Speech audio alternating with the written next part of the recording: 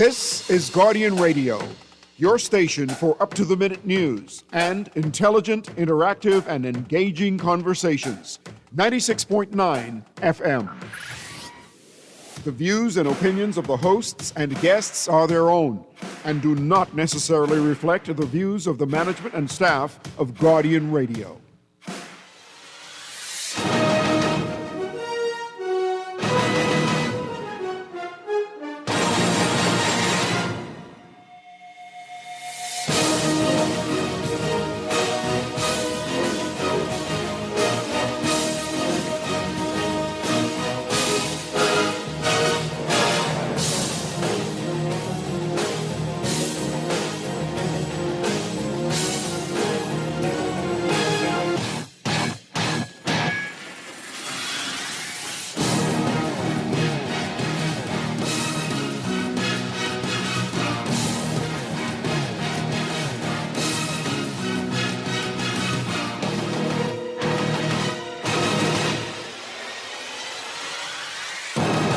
You've got it locked to the Sunday, February 15th edition of the Press Box, brought to you by The Island Game, Green Parrot, and Bud Light.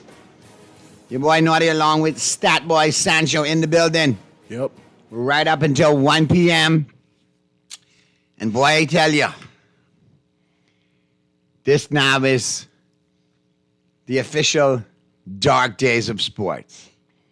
No more football until August. Yeah, we got the draft in April, but I'm no fan of dudes running up and down in their underwear. So all the pre-draft stuff, you all football aficionados, you can have that. I'll zone in on the draft. Cowboys got 2 picks in the first round, the 12th and the 20th. Lot of news swirling around them. I think they keep the 12th, but I think they may trade the 20th. And if the board shakes out the wrong way in the top 10, and none of their top prospects are still left, then they may trade down slightly from the 12, pick up a second or a third because they need a second or a third. So there's an opportunity to make the team a lot better. There's the Max Crosby trade swirling. So we'll see where it goes. I know Baltimore looking at some pieces in the draft. Yeah, we are. Hopefully Wide receiver on one side. I heard big news yesterday that DJ Moore is a candidate to end up in Baltimore because you took the offensive Ben Johnson coordinator. disciple. Yeah, Declan Doyle. Well, we'll see if that happens or not. I think he could do some damage with DJ Moore and Zay Flowers in Baltimore. I agree. We'll have to see how it plays out, but that would be a good move for us. He's a solid wide receiver. Did great with the Bears this year. You're going to lose some on free agency. I think a lot of teams, you look forward to free agency when that starts. Expect to see some big cuts. I heard yesterday to the Minnesota Vikings. I don't know about all that. Do they cut him? I'm hearing that he's out of Miami. So Mystery Dolphin finally gets his wish. Miami's probably going to eat some cap numbers. But I'm thinking Minnesota might be a viable trade partner. They have expressed interest.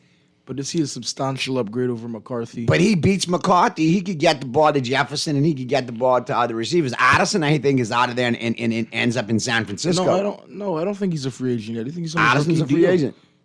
He's on his rookie deal, isn't he? Or is Pull it up. He's a free agent. Okay. Because he's in that same kind of T. Higgins conversation of he could be a number one somewhere else. But Tua don't upgrade the Vikings to that level. That's the thing. So it may be stopgap. They might be wanting to go in a totally different direction quarterback-wise, but they better he's the figure quick it fix. out. Because if not, Jefferson's gone shortly thereafter. So we got that to talk about coming up in the second hour when we get into the NFL and we break it down. But before we get there, let's start with some Major League Baseball. Let's get Major League Baseball out of the way. Well, actually, no. Let's not start with baseball. Let's start with the NBA. Obviously, let's address the MVP in the room, not the elephant in the room, but VJ Edgecombe. Yeah, Rising Stars MVP. Absolutely stole the show at the Rising Stars in both games. Oh, yeah. Did his thing. All right, and he was named Rising Stars MVP. Let's go to the clip. On Team Vince's bench. It should be by 2 if you do it from the free throw line. 79% in his rookie season. Edgecombe trying to find a way to end both games for the win. Got it! Team Vince is your winner. To present the MVP award to VJ Edgecombe. Congratulations.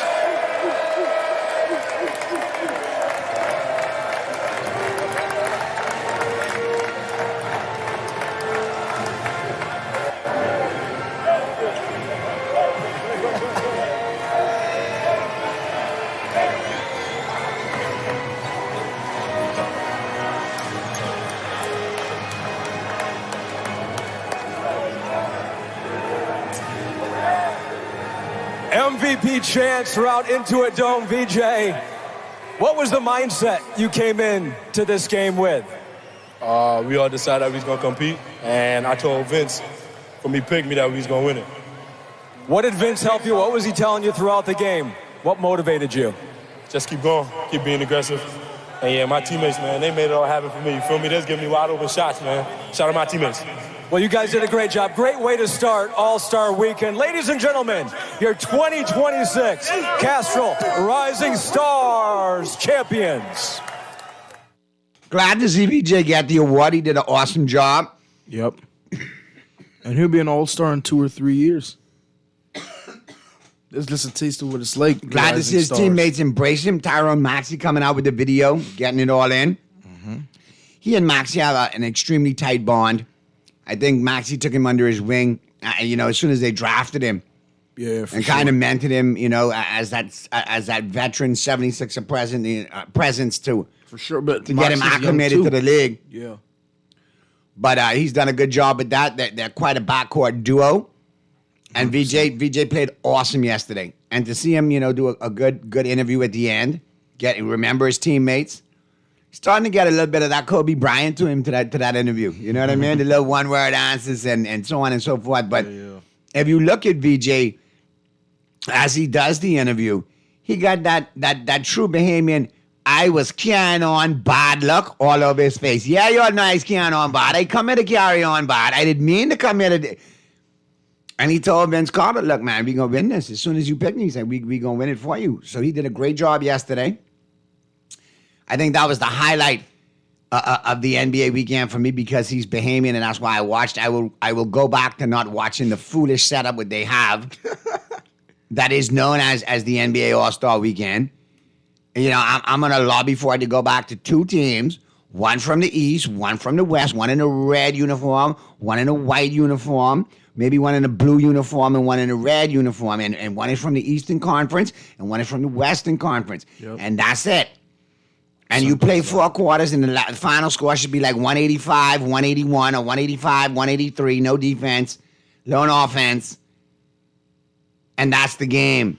But nobody wants to watch that too. This part of the world versus that part of the world versus parts of the world that are cold versus parts of the world that are hot, parts of the world that got the desert, parts of the world that don't have the desert. And then you got Canada thrown in there just for the record. And I hear the Germans now with Schroeder, they won't try to do a thing. So maybe next year we'll have the World Games at the All-Star Weekend. I don't know. Might.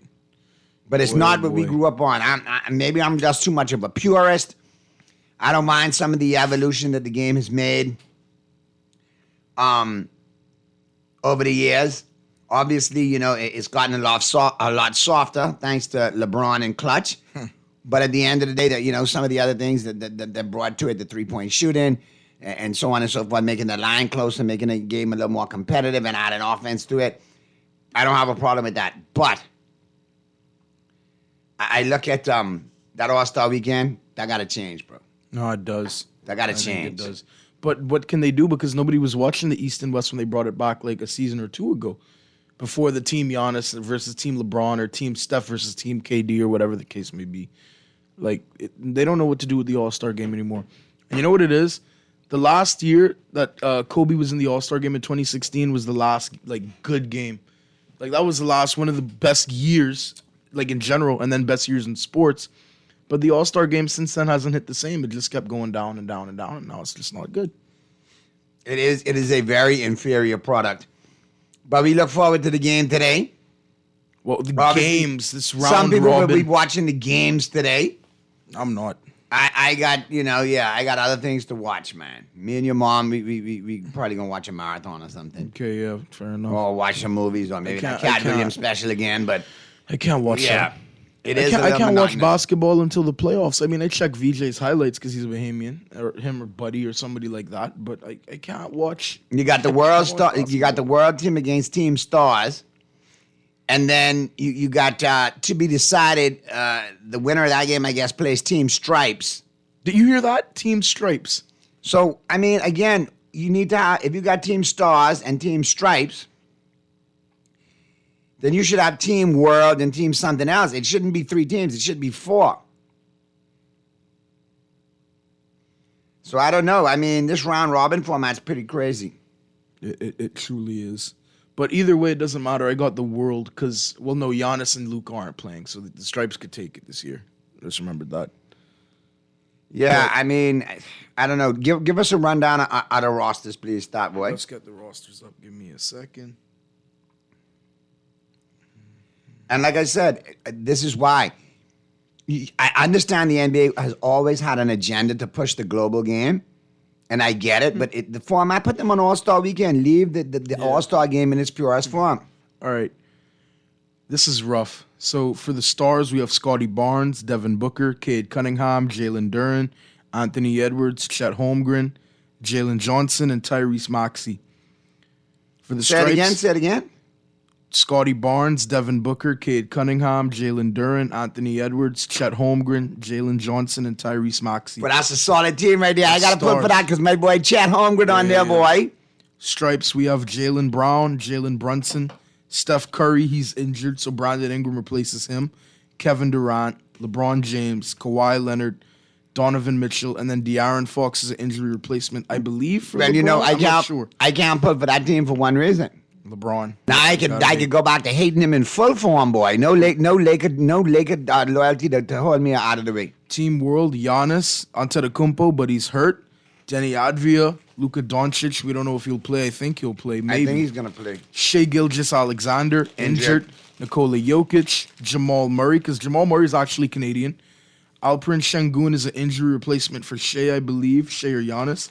Then we have Pascal Siakam, Karl Anthony Towns, who's going to be Team World because, I mean, even though he is American, his mom was Dominican, so he could pick and choose. Victor Wembanyama, and then Norman Powell, which is interesting because I thought Norman Powell was American. I could already tell you the finals. The team, the American team, with Ant Edwards them on it, You think they win? and the world team.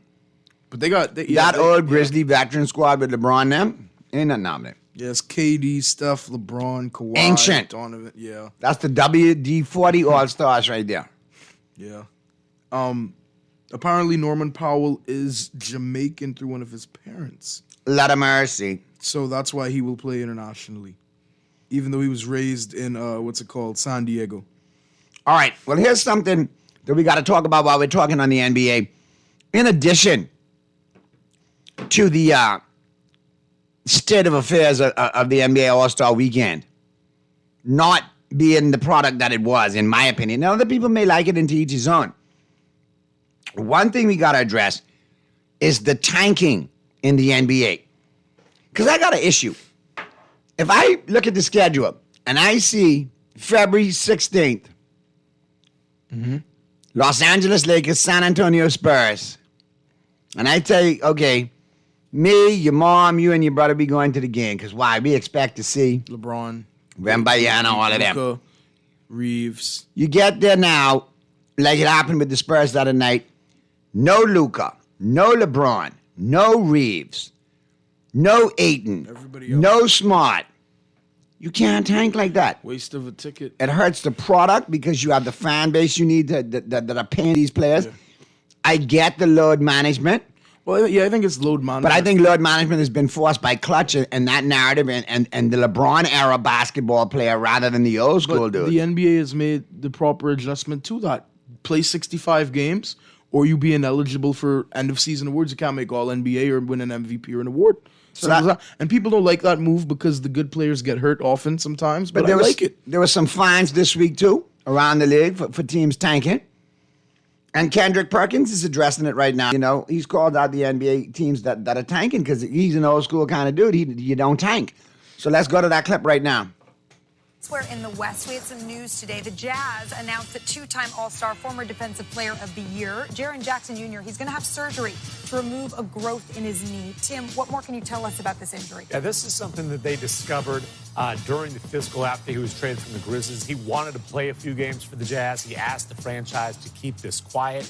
He did not play any fourth quarters, which obviously is something that's gotten a lot of talk around the league. He was on a minutes limit because of this, and he needed the surgery because the concern is this was a growth that was going to continue expanding. So right. Jaren Jackson Jr. out for the season. Should be cleared well in advance of training camp. All right, so Jaren Jackson Jr., this is there's been a lot of conversation about tanking, but as you can see, this is the timeline here for Jaren Jackson Jr. in February after he was traded and his production for the Utah Jazz. This is something that the Jazz and Jaren Jackson at some point needed to address. This is a legitimate injury, a tumor really, that he needed to address. And there is still the conversation of tanking. And that is why we are joined by our senior insider, future Celebrity Game MVP, Shams Charania. Don't be tanking the Celebrity Game with Shams. Shams will not be doing that. But let's talk about tanking. How seriously is the league looking at this issue right now? It's an increased topic, an increased conversation among the stakeholders in the NBA, from owners to league office executives to team executives and the player side at the NBPA, and finding ways to combat tanking. And it started all the way back in November and December in the wake of the gambling scandal that happened right before the start of the season. And the three ideas that came to fruition early in the year that the league office came up with was here, limiting pick protections as one solution, possibly not even allowing teams to draft in the top 4 in consecutive years, and then maybe another idea being locking lottery positioning after March 1. My understanding is there have been even more meetings. There was a competition committee called about a couple weeks ago with owners, with team executives, with players, that all discussed even more ideas. And 3 other concepts that came in those calls were a tournament among teams that essentially play for the top draft picks. Whoa. Another idea, teams can't pick in the top 4 the year after making the conference finals, and then possibly lottery odds being allocated based on 2-year basis, not just 1 year. So these are some more ideas they're continuing to discuss, and I think between now and the offseason, figuring out when you can land on a solution to enact starting potentially next season. I have an idea. How about you strictly enforce the rules on the books and make those rules very teams? And I'm talking about the rules in the player participation policy, the rules regarding availability for players. This is a league office problem. This is Adam Silver letting this issue get out of control. And you know, if you don't bring down the hammer ever, teams are going to continue doing what is smart strategy in the long term. I was at the Warriors game on Monday. Yeah. And the Grizzlies allowed them to go on an 11-0 run to come back and win the game, to finish the game 11-0. And something just smelled bad, like in the end, man. It like, who are these dudes that are playing? But some of those ideas are incredibly creative. Having a tournament to determine who is going to have the top pick in the draft and have to actually, the exact opposite, play for that top spot. It would be pretty competitive. It would be a very competitive tournament. Who are you going to have taking the last shot? Like those sorts of things. That's very creative and interesting. It is a league problem, and they do need to enforce the rules. But here's my thing. This year, right, we're seeing a lot of teams tanking.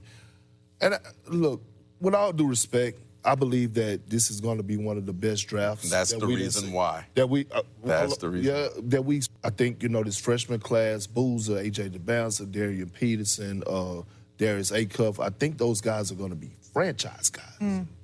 They're not generational players. Yeah. Like the way that these teams are tanking right now, they're tanking as if a LeBron James or a Victor Wembanyama is going to. That's not the case.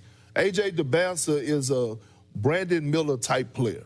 I'm going to just call it spade to spade. And I love Brandon Miller. He's a hell of a player, all-star type of caliber player in the next few years. That's what A.J. DeBouncer is. It's kind of mind-blowing to me watching these teams figuring because they don't even know who the clear-cut number one is. We knew who it was last year. It's a Cooper deep draft, Flag. though. It is a deep. No, I'm with you. I'm going with you. Okay. It's a deep draft, but is that juice worth the squeeze, right? Like, it's this.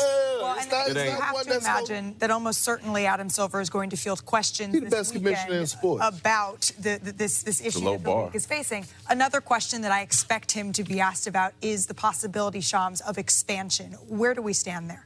Malika, this is top of mind for board of governors and the NBA's owners because this is big business potentially. And I'm told there is a board of governors meeting in March where the expectation is there's going to be some more information, financials on what it looks like when you go get a couple more expansion teams potentially, what it means for the rest of the league, what it means, how much are the valuations of those two teams going to be, what does the league layout look like? And then potentially in the summer, as 2026 goes on, have a potential determination. But my understanding is Seattle and Las Vegas are the front runners for expansion teams. And then from there, a Western Conference team moving to the Eastern Conference. So you think about teams in that region, right? Memphis, Minnesota, New Orleans. Could one of those teams potentially move to the Eastern Conference? These are conversations that we'll be picking up as 2026 goes on. This is still a few years away from actually taking place as far as these expansion teams being put forth for the public. Yeah, but Adam Silver, it seems like he is taking and speaking more about this publicly in the last couple of times he's been asked since we've ever heard really before. He's not just been, and based on your reporting, it sounds like this could be something that I know I'm there too. All-Star Weekend underway tomorrow. Y'all, Kevin Durant is going to be playing in the self-proclaimed old head team. It includes LeBron and other American vets. Okay. I hope everybody has their bifocals to be able to read this. But there's been a couple of switches and swaps here for the various different injuries that have happened. So you see Brandon Ingram, is now an all-star as well. Shai Gilgeous-Alexander will not be playing. So Giannis, Curry, SGA, all injured. All will be out here as you look at these rosters for All-Star Weekend. But back here to Kevin Durant, he had some interesting things to say about the effort level that he expects from his old squad. You should ask the Europeans, if the world team, if they're going to compete. I mean, because we look at Luka Doncic and Nikola Jokic now. Let's go back and look at what they do in the All-Star game. Is that competition? So we haven't questioned what they've been doing, but we're going to question the old heads, the Americans. But these two dudes out there, Luka and Jokic, they don't care about the game at all. These dudes be laying on the floor, they shoot from half court, but you got to worry about the old heads playing hard. I can read between the lines, bro. It's just an overall topic that everybody has just been talking about. Now, first of all, what lines Kevin Durant talking about? He between the lines and that bad fade of his? Must be, because I don't know what he's talking about. That was very ignorant of him to say. All right, because everybody loves off. I've seen a lot. LeBron James last year, hours before the All-Star games, in my ankle. Right. Okay. So you got to look at that. You got dudes always pulling out. It's not just the Jokics and the Doncic's of the world. You've had people sit out the All-Star game from time immemorial. Yeah, but there's a reason he's calling them out specifically. And then he's trying to twist the narrative in reverse because he said he's... Yeah, well, like I said... He's ignorant. I don't think so. I think there's been a lot of disappointment All-Star weekend from both American and international players not playing. He took like 3 or 4 All-Star games off in a row because he was always hurt. This is the same guy. But that doesn't matter to KD. KD is a rare breed. He's a Twitter burner account warrior. He'll hide behind a fake account and throw you to pieces, but he's never been... listen, when he came out of Texas, player-wise, I really liked how he came out. I thought he was a great player. All-time great player. Great player, but just real piece of work as a human being. I couldn't hang out with KD. I wouldn't say he's a bad person, but personality-wise, I couldn't hang out with KD. I mean, he just says stuff like that. He just falls in that category, and not in a good way. A very good clip. I think the most interesting part of the clip was the expansion teams. I'd like to see Seattle get the Supersonics back, and then Las Vegas get a team in the West, and then they'll move somebody over to... I'd love to see Las Vegas get a team in the West because I could see if not head coach of that team or assistant head coach on that team. boy, my Stacey good friend Augmon. Stacey Augmon. Yeah, that would be. No, good. you don't understand, stat boy. Uncle Stacey in the league again. Gotta go We to sitting games. behind the That's bench. fair No, enough, we yeah. sit behind the bench, Fair like enough, lean fair over and enough. tap him on the shoulder behind. Yeah. But So, yeah, I think Las Vegas should definitely get a team. well, if you're gonna have the Las Vegas A's eventually, because the A's have moved from Oakland to Las Vegas. You have the Raiders. You got the Las Vegas Raiders. Athletics, that's right. 'cause So they're not in then Oakland no you more. may as well have the trilogy. You may as well have the Major Well, League and they have the component. Las Vegas Aces who dominate the WNBA. Correct. So you may as well have the Major League Baseball component. You may as well have the NFL component with the Raiders, and then obviously the NBA component now with a team moving there. You mentioned the Aces that they've been doing very well in the WNBA, so Vegas is part of it. But then obviously that what looms in Las Vegas is the sports betting. And if you look at all of Always been these, there, though.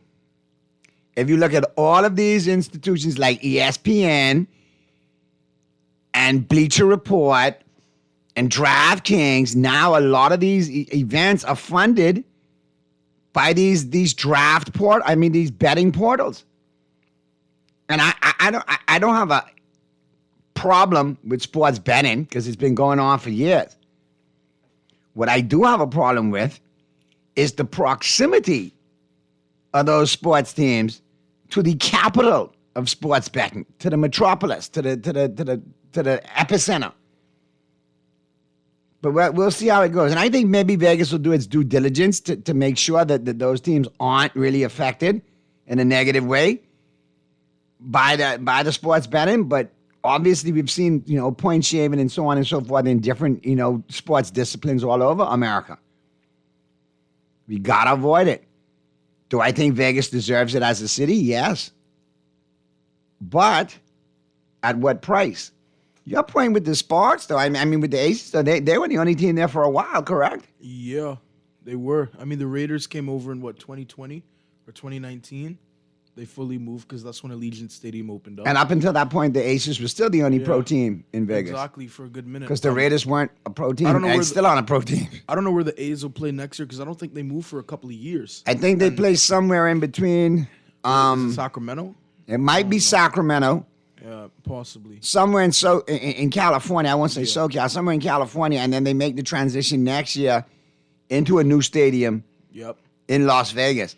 It's sad. The Raiders will still play in the new stadium. Yeah. The A's will have their stadium. And I guess whatever NBA component moves to Las Vegas I think they with play- expansion, The A's stadium as well, or? I mean, that would make the most sense. no, they'll build their own I basketball think they'll build their own complex. stadium. Because, I mean, a lot of teams share... Vegas most has the NBA and space WNBA in the desert to do it. True. That's true. They'd probably have to play at UNLV's gym initially, which I think could doesn't hold NBA numbers but holds enough. Or they'll get a facility. But if you're going to move a team and you're going to make an expansion franchise move there and start there, and you know how expansion franchises go, they don't start off well because they get an expansion players, they pick in the draft. You got to have a good facility. So I think they'll build a stadium there for that. Let's go to the phone lines. Talking head. Press box. Same difference. How you doing, Yeah, Marty? what's going on, dog? Hey, listen, we I know you were traveling, but next week or the week after, we need to get on, and we need to follow up on those prescriptions and non-prescriptions and so on and so forth, and get caught up with the Pharmacists Association. Well, let's try to do it this week. Listen, man. Like, first of all, I'm disappointed in you, man. I'm disappointed in you. I'll tell you why. You should know that the Las Vegas Knights have been the longest pro team in Las Vegas. Las Vegas Knights? That is true. The He's talking The about hockey the team. The Vegas Correct. Golden Knights. Correct. That is on me. Okay, I'm sorry, come on, Doc. man. I'm They sorry. actually went to the Stanley Cup. Come on. Sorry, Doc. You know that. You're right. All right. Go Now, on, Doc, you know that's my enough. disclaimer. I do not watch ice hockey. I do not watch Winter Olympics. I don't watch any because that's too cold. I just don't. No Winter Olympics. But I can tell you what, if you're not watching hockey, you are missing one of the most competitive sports out there. And it's been dominated by warm weather teams. It's been Tampa and Florida. It's been kicking everybody butt. True. Think about it. Playoff hockey is great. The last 5 Stanley Cups, 4 of them have gone to Florida. Yeah, Florida has put together quite a team. And I mean, this is the second go round for Florida because if you look back In the day, Florida was quite successful as well. I think they had 2 Stanley Cup championships back in the day as well. 2 Stanley Cup appearances. They lost. Teams in they that were conference, the they were one of the better teams going there. You know, I'm a hockey guy now, so. But listen, here's the issue with Vegas. Okay, number one, if they don't make that baseball stadium a dome, it's going to be unplayable this summer. Okay, the heat in Vegas in the summer is. That's definitely a great point. Brutal. I have some fraternity brothers, and my two godsons live there, so I'm back and forth a bit, and I can tell you, you can't go outside in the summer. It's just bad. Okay, so they got a dome that stadium. If they don't, forget it. No, you'll have people passing out left and right, and I'm not just talking with fans, I'm talking with players. The other thing you have to look at is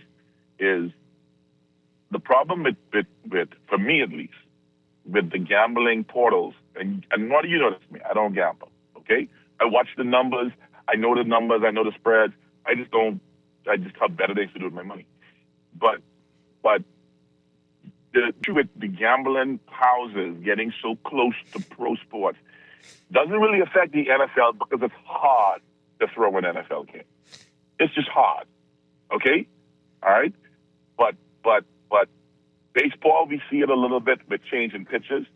But basketball is the best sport to fool around with. Man, if you want point share, what basketball is the easiest? That's what I'm saying. And so for me, I don't mind FanDuel and DraftKings and all this stuff and some of the other stuff. But I think the NBA has made a big mistake letting them that money into the sport, and we are seeing it.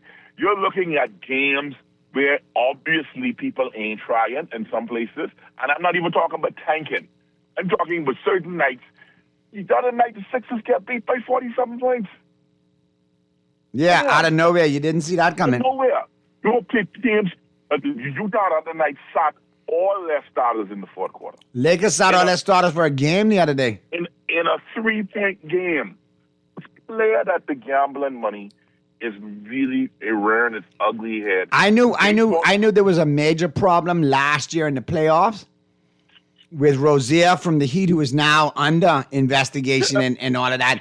But did you remember at the end of that series, I think it was against the Knicks or whoever they played, the inbound pass was absolutely ridiculous. Like against the Cavs. Like, I could take an AAU player. My son is 15. Our youngest is 15. Sancho's brother is 15. Andoni, killing it on the basketball circuit right now. He's 15. He could have made a better inbound pass than Cliff Rozier, and then Terry Rozier did the other day. Lord bless it, Cliff Rozier. But Terry Rozier, that pass was absolute garbage. Well, look, then you got coaches, Hall of Fame players who are now coaches. Those are made money fooling around with gambling. Like Chauncey Billups. Okay? Come on. Indirectly with the card games, but yeah. The NBA and the NCAA in terms of basketball has to stay away from the gambling money. It's going to game apart. You bring up a good point. That Texas Tech upset over number 1 Arizona yesterday left a lot to be desired in that too. Listen to me. There was some calls and some plays caused by the coaches, caused by the refs. It looked like the memo was in. Kansas? Did you watch Kansas? No, I didn't catch. Arizona? I didn't catch that one. Did you watch Kansas against Arizona? No. Go back and go on YouTube. It happened last week. That was Arizona's first loss. Go right. back last week. Because Arizona played Kansas in Kansas, where it's hard to beat them in Kansas. And listen to me. You can't tell me Arizona players wasn't tanking that game. Go back and watch it. That's the Yahoo highlights, and it was so bad, I went back and watched the whole game. And I'll tell you something. You don't dabble in fantasy like that, but I do. And you know, if you're a hardcore fantasy GM like me who's won multiple titles, you look at little things because where people who got a parlay on it look at it one way, I look at it from a fantasy point. Wait a minute. This dude got pulled and he was killing it. He was running it. All of a sudden he's out. Oh, wait a minute. Let me look. Yep. Kenneth Walker to go under yards plus 800. Yep. Kenneth Walker to go over 150 yards plus 125. Okay, the heavy lean is to go under 150. Now they sit him. Jesus, there it is. Yeah. I'm all mad because I'm thinking you pulled him inside the 5-yard line. I needed a touchdown. I got him in fantasy. That's more points. You're killing me. I could give a darn about somebody's parlay. But meanwhile, across the globe somewhere, somebody bet hard on the fact that he goes under 150 yards rushing. Listen to me. You don't understand the level. And see, the problem you have is this. Now that they've legalized gambling, guys are using gambling to clean drug money, to clean the cartels have been involved. I've read articles about the involvement of the cartel in sports books because they've gone and found American bookies that pay well and pay on time, and they incorporate them and they say, okay, you do a great job playing off and cleaning. This is what I need you to do. I worked a $12 million counterfeit pharmaceutical case that started from Canada and went all the way to China. Okay? We did the investigation with Interpol and with the U.S. Department of Justice. They charged the guy. The guy actually got in jail. Okay? But I could tell you this. One of the ways this guy was cleaning his money out of Canada, this guy would go and take his money and do sports gambling. Now, you can't tell me that a fellow who put in a $2 or $3 million bet on youth hockey in Canada, and he's sponsoring the team. What? Sponsoring the team. He's one of the lead sponsors. Rex Canada is the name of the company. Okay? You know me. I don't talk nothing I don't know. Right. Okay? The guy's name is Andrew Stepler. He's sitting in, I think he might be getting out of jail now, right? But he ran an online company. And it's the one that two Bahamian subsidiaries too. Okay? That's how we got involved in it. But this guy was sponsoring youth hockey teams, leagues in Saskatchewan and in Manitoba. And then taking the money and gambling on it and cleaning his money. My God. Okay? Fella with a couple of million and figure this out. You think the fellas with billions in and figure out, especially now with banking laws. Correct. You can't just go and show up with money. I think they got to find new ways to get on it. Couple of points. And to your point, back in the day, it used to just be the players that were involved. You catch a player, sketchy player that might have a problem, okay, or you know, the bookies here. Well, you know, Joe Blow from this team is doing good, but his mom's sick, he needs some money. Boom. That's when you slide in. Joe Blow, your mom's sick. Her medical bill is $50,000. We got that covered. But you know what? You're supposed to win by 4 points tonight. I need y'all to lose to win by less than that. Sometimes they straight out tank it and lose, or they make sure lose by 3 points instead of 4. Yep.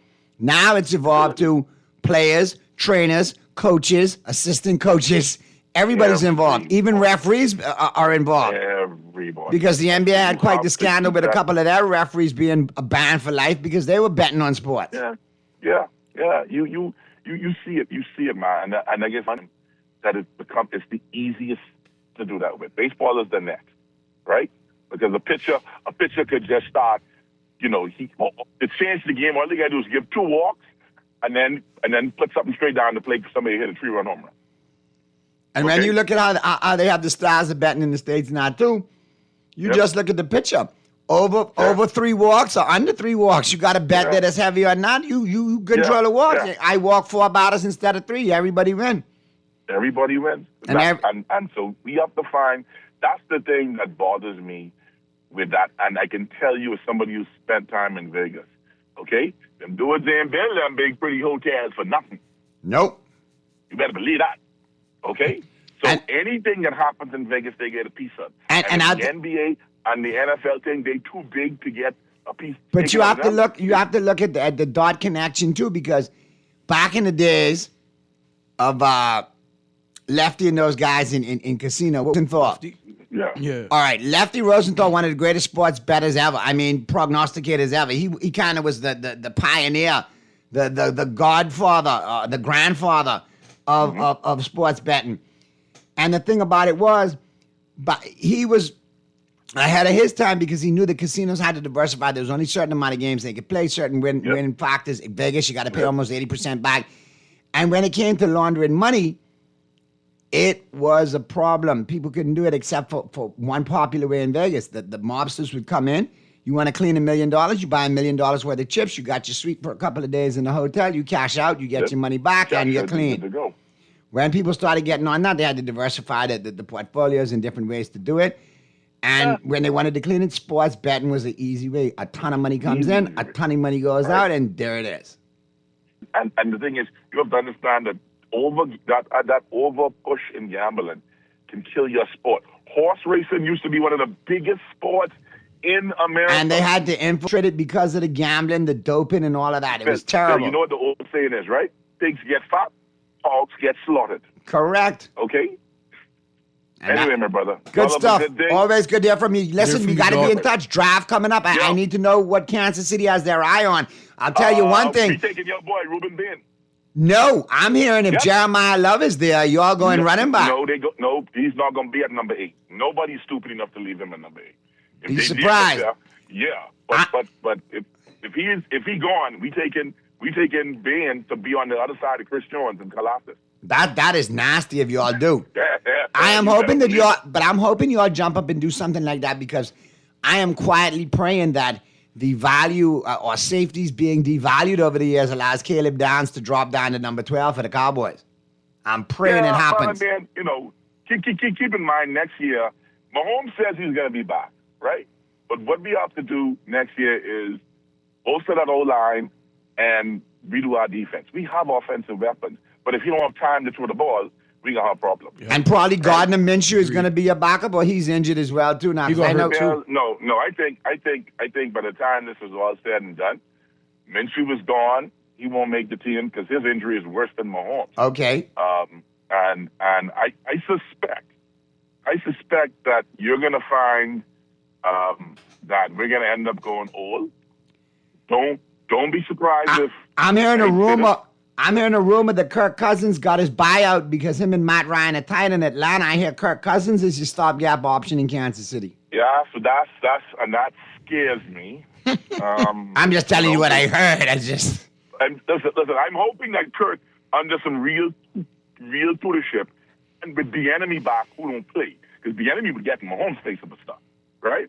I'm hoping that if we get him, that he could play within himself and not be stupid. And get back to being, you like that, Kirk Cousins? You like that?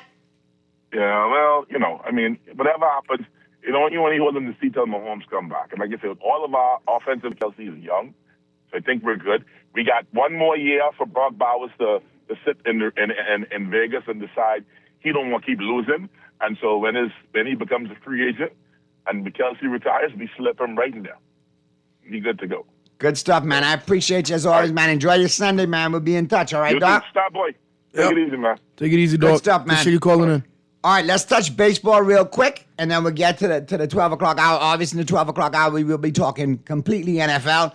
We'll be talking some off-season news, coaching changes, latest coaching hirings. I think the Dallas Cowboys have put quite a defensive staff together in Dallas. We'll talk about Baltimore's new additions, obviously new head coach. Yep. Former Baltimore Ravens defensive coordinator Zach Orr just signed in Seattle to work on the McDonald staff. Yeah, McDonald could cover up his flaws now. There you go. All right, so we'll get into that. But right now, let's have a quick look at Major League Baseball. All right, then Nick Castellanos released from the Phillies. Yeah, they cut him. And we're going to that report and a couple other Major League Baseball updates right now, right here on the Press Box. Our meeting in Florida, and the elephant in the room is a salary cap. The collective bargaining agreement ends after this season, and owners want a cap. The players' union does not. The threat of a work stoppage in 2027 is real. Earlier today, Commissioner Rob Manfred was asked about a timeline for negotiations. Take a listen. The only projection I can make to you, because we haven't agreed on a calendar with the MLBPA, and it does take two to tango, as they say. But historically, after opening day, we kind of get started. I think great teams are always good for baseball. I think with respect to this particular great team, it added to, what we have been hearing from fans in a lot of markets for a long time about the competitiveness of the game. But, great teams are always good for baseball. All right, on the scene from the owners' meetings in West Palm Beaches, plenty of fans outside of LA haven't enjoyed this offseason. How do other owners feel about the Dodgers' spending habits? Christine, there's a love-hate relationship there. They love the fact that the Dodgers are good for business, and you can see that because they became the first team this past year to cross $1 billion in revenue in one season. The hate part is that they're really good and that they take the money and invest it back into their team. They're going to be paying $500 million plus in salaries in the upcoming season, and that's just not a number that other owners want to compete with. It's a very telling number, in fact. Kyle Tucker's contract, when you take all of the deferrals and put them in place and the penalty that the Dodgers are paying on it, they're going to pay $119 plus million for Kyle Tucker alone this year. That is higher than the entire payrolls of 10 teams in Major League Baseball. There is massive disparity in the sport, and yet the players and others will argue that you don't necessarily have to solve that. Yeah, I like that you're just dropping those numbers like they're calm. The Dodgers, by the way, coming off of back-to-back World Series titles. They sent the Phillies home last October, and that turned out to be the last series for Nick Castellanos, who was released today. The outfielder had 1 year left on a 5-year deal worth $100 million. So for a team that has championship aspirations, how did they get to this point? It was years in the making, frankly, Christine, but really it was exacerbated on June 16th, something that Nick Castellanos made reference to in an Instagram post earlier today, where he talked about being removed for defensive purposes. He was not happy about it, and he responded by bringing an open beer into the dugout. Now, he was ushered out of the dugout, but his relationship with Rob Thompson, the Phillies manager, and Kevin Long, the hitting coach, has not been good for a while now. Philadelphia tried all offseason long to trade him, and the remaining $20 million on his salary found no takers, so he was released. He will, in all likelihood, find a job, though. He's looking for one at this point. Whichever team does sign him is only going to have to pay him the major league minimum to do so. And 72 RBIs in 147 games last year. Jeff, I like that you're acting like you're working out there. Thank you. I know.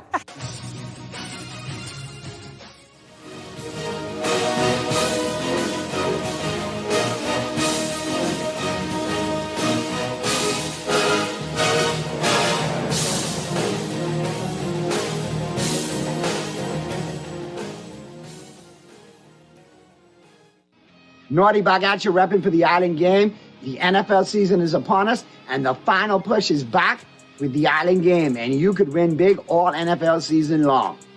Every $20 bet made on the Island Game Sportsbook gets you registered for the grand drawing. $2,000 in September, $3,000 in October, $5,000 in November, and in December, an all-expense-paid trip to Super Bowl 60 in Santa Clara, California. So it pays to play and win with the Island Game.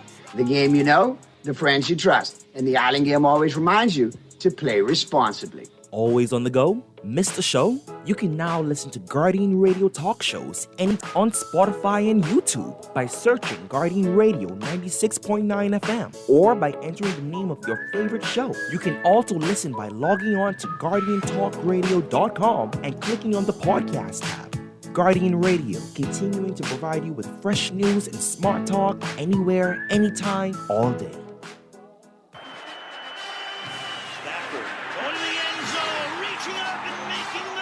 Bahamas, are you ready for the ultimate Bud Light football experience? Buy 2 6-packs of Bud Light at any Jimmy's Wines and Spirits location or at participating liquor stores, and you're automatically entered to win. You could score an all-expense-paid trip to watch the Dolphins game live. Don't wait. Grab your Bud Light and get in the game today. Bud Light is distributed by Jimmy's Wines and Spirits, who reminds you to drink in moderation. Put more money back in your pocket with the Fidelity Debt Consolidation Loan. Why pay more when you can pay less? Reduce your monthly debt payments down to one low Fidelity Debt Consolidation Loan today. Call 356-7764. Fidelity, we're good for you. This is Guardian Radio 96.9 FM. Fresh news, smart talk, all day.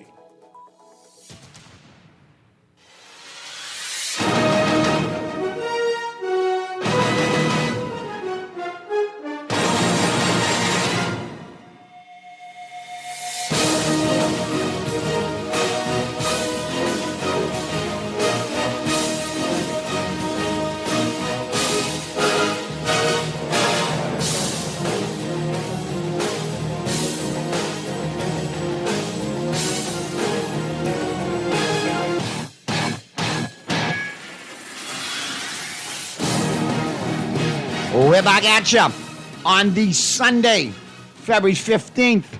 Box brought to you by The Island Game.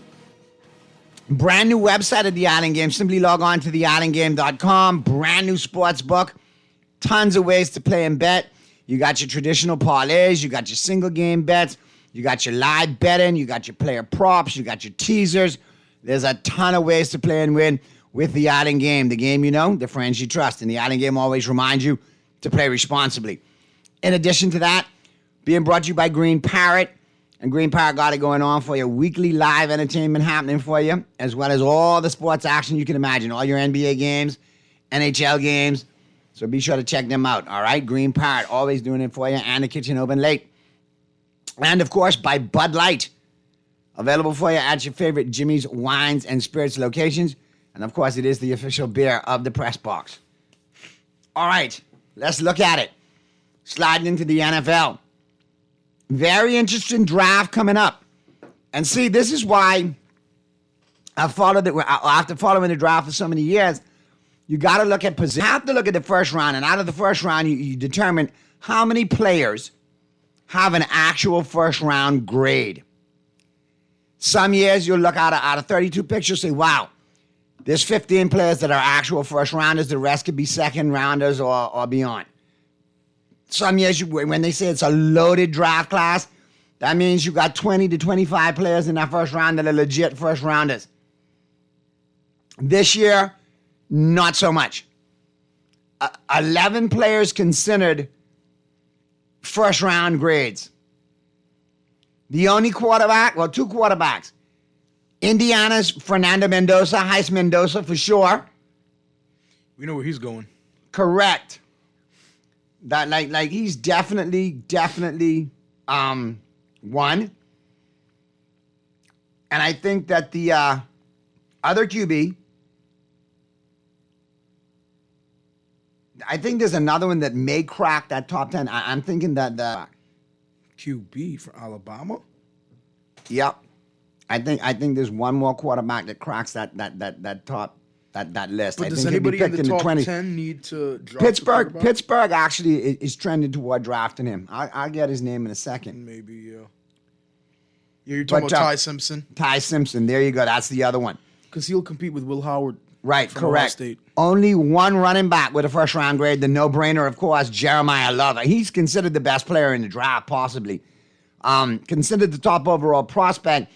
Love has 3-down ability and quickness in space. He's 6'4", 214, and has runaway speed that led multiple rushes of more than 90 yards in his college career. He glided to 1,372 yards last season with averages of 6.9 yards per carry and 18 touchdowns. Elite, plus the build that can handle consistent carries. He's the ideal NFL running back prospect. Love is on par with recent prospects such as Bijan Robinson and Jahmyr Gibbs. So he's in rare territory. Yep. Because those are two of the best running backs in the league right now. 100%. I despite what Big Chief says, and I know Doc wants Bain to go there across from Jones to make the defenses solid. You're not playing with Patrick Mahomes. You got Bieniemy who likes to get the run involved. I'm thinking this is your workhorse dog to keep the offense functioning, protect your backup quarterback who's not Mahomes. Yeah. The defense steps up. Spagnuolo gets him playing. And Bieniemy only needs to score 20 points a game, 24 points a game to win. You get it done behind a running back like Jeremiah Love, who's a 3-down back. But does he go there? The Saints are picking right ahead of them. They need a running back. Do you think they replace Kamara? They have to. I think they go with Love. So you think Kellen Moore makes him the feature piece of the offense? I think Good the Saints, point. I think the Saints, we've talked about it a little bit. I'm a huge Saints fan. But even me and you, because the Saints are like one of those teams. They're going to have a very, very weak schedule. And Kellen Moore was very sneaky good in his first year, with considering he got a bunch. Yeah, with New Orleans, and I think he's developed Shuck into being something. Careful how you say Shuck's name too. Yeah, Shuck. But I think Shuck, he looks horrible. The ball don't never come out looking decent, but he gets it done. Here's the thing. He was able to improve so much. He won the Pepsi. He didn't win the official Rookie of the Year. And wasn't he like a 30-year-old senior coming out? He's like 25. Bo Nix? He's going to be 26 or 27 Right, this yeah, year. but He's old. He's like old. Bo Nix, Yeah. like Bo Nix. But even Ancient. Bo's younger. But the thing with Shuck is his But how did combine- Bo Nix play 8 years in college and only be 23 I years don't when he know. came I out? don't know. He must have graduated very early. But with Shuck, his combine was horrible. But the Saints took him. They saw something. I think it was the But he second started round pick. developing good chemistry with Chris Olave last And year not only that- before Olave got hurt. And then there was another receiver on that team that he kind of developed. And toward the end of the year, you know what I'm talking I about, know young what you kid. mean. Yeah, I know what you mean. And Vele. He comes Think- back and he's got two receivers in place. So Jeremiah Put Love right could be there. the And because, ticket. like we said, fourth place schedule for the Saints. Shuck is, and he's also a dual threat guy. And he's shown the ability he can make those runs. He's 6'5", 230. He is a beast. And just take care of the football, and they'll be a solid squad. I think the Saints, it's a no-brainer here. Kamara, his time is done. And the other running back, I forget his name. He's just not on that par. Get Jeremiah Love, a dynamic playmaker. It's like when Kamara first came out. It's like when Mark Ingram first came out back in 2009. Heisman-winning Mark Ingram played for my Ravens as well. I think the Saints could be a team that sneakily comes back into that, like how the Panthers were this year. I think the Saints could do that, but even to a better level. But it depends on how they build the defense. Because Shuck was the Pepsi Rookie of the Year. Now, that's not the Associated Press Rookie of the Year. That was Teteroa McMillan from the Panthers, the wide receiver. But Shuck is a solid quarterback, and he was arguably the best rookie quarterback this year, aside from Dart. No, he did play well. I cannot tell you a word lie, because you know when a rookie quarterback plays well, when you become a strong streaming option in fantasy. And over the last couple of weeks of the fantasy season, Shuck became a streamer in good numbers. I think what you can do is look at them. If they're smart, they take Jeremiah Love, and then they look for a tight end in the second round, somebody who can, or in free agency. Yeah, and then just keep building up the line. Myers, free agent, Las Vegas Raiders. Michael Myers. He might be a good fit. Yeah, in New Orleans, because he can catch a ton of balls. No, not even him. Thingham's not coming back to the Browns because they have Harold Fannin, David Njoku. No, I'm hearing he's a free agent though. No, but I hear your guy who used to be in Baltimore, the offensive coordinator, who's not a head coach. Todd Monken. Monken wants the two tight ends, and he's leaning on them to re-sign Njoku. Went onto his Instagram and said he's going to hit free agency, and the time for him to find a new home has come. That's why I'm saying that's from a player standpoint, but I know Monken still wants to be involved with the two tight ends. Monken could now, call a great offense. If Njoku leaves, then Cleveland might be a landing spot for Isaiah Likely, who's a free agent, who Monken has familiarity with. Exactly, So and I you don't gotta- like that either. I really, because the problem is we kept Andrews, and you know what? Let me not even get mad on this show. But yeah, I think the Saints, if they get a guy like Njoku in free agency, Jeremiah Love with Olave, maybe add another receiver later on in the draft and build up the trenches, because Kellen Moore called great offense with Philly. And they got a pretty decent offensive line in place already in New Orleans. They might have to add a piece or two, but let's look at the wide receivers. Only two with a first-round grade. I know one is Makai Carnell Lemon from USC. And Carnell Tate, of course. Correct. The first one being Makai Lemon, the 2025 Fred Biletnikoff Award winner. As the best receiver in college football, Lemon is a precise route runner with excellent hands. Only 3 drops the past 2 seasons. The quickness to generate yards after the catch and the ability to create missed tackles in space. Lemon's limited size, 5'11", 195, might be an issue for some teams, but he's proven from the slot and has the toughness to play out wide against press coverage. Listen, USC puts out good receivers. Yeah, they do. Drake London.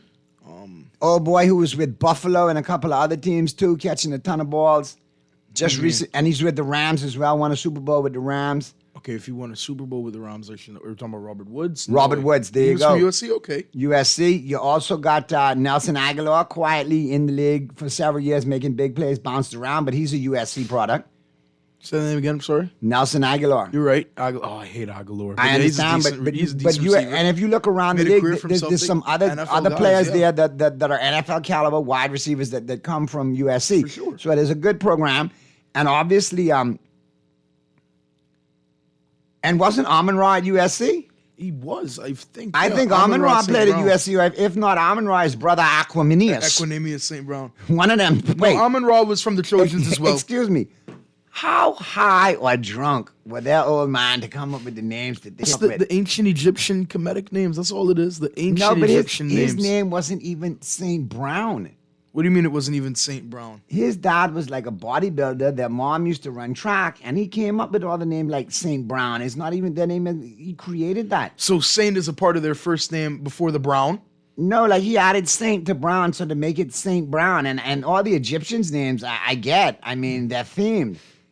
But like that's crazy. I mean, his mom is German too. Yeah. His dad's African American, and then his mom is German, so he could speak German too. So it's He would listen, man. He must. But he's have a been- dog, though. Yeah. Cornell Tate, Ohio State. Break it down for us, man. Another Ohio State first round wide he receiver. is going to be the best receiver of Considering the rookie everybody class. still got some issues with Marvin Harrison Jr., I still think Marvin Harrison Jr. ends up as a solid, strong, good pro in the footsteps of his dad once they solidify the quarterback position because in I'm Arizona. Sorry, Kyler isn't it, and I think he needs to get out of. Arizona just hired Mike LaFleur, Matt LaFleur's younger brother, to be their head coach. I think to the Jets. I wouldn't hate that for him. I think he's an upgrade over Justin Fields too, but I mean the Jets are just cursed. Where does It's Justin just Fields rough. ends up? Canada. You said it already. Yeah, Go to Canada. you or probably win a somewhere, Grey man. Cup up there. Yeah, man. Because Perfect style of football. At this point, he has to do a Doug Flutie and a Warren Moon, and then maybe come back. And sometimes you have to do that in your career. If you look Ain't no at shame in Tate, it. he had 51 catches for 875 yards, 9 touchdowns in 11 games. And despite lack of targets late in games due to Ohio State's domination. This is Cornell Tate? Correct. His stats will double. On tape, Tate looks like Justin Jefferson level. That kind of prospect when comparing their college games. Tate is a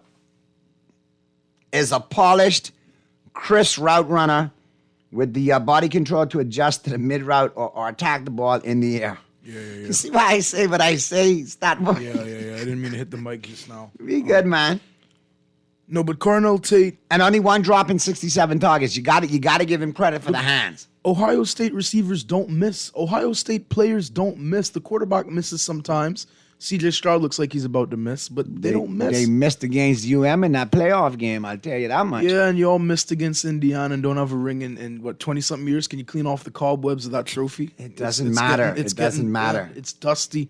It's starting to rust, too. You got to get some WD-40, like shine it up and all that, because, I mean, it's just rusty. Just to see you go to those means to tell me that the Canes haven't won in a while. It's lets the me truth. know that this victory still haunts you. Like you really wanted to be able to rub it in your old man's face. I know. I don't bring it up. Win because that's all you have to hang your hat on in recent But it was a memory. brilliant win, though. Yeah, and then guess what happened against Indiana? You lost. We got robbed, though. There was a couple of plays there. What robbery? You got beat.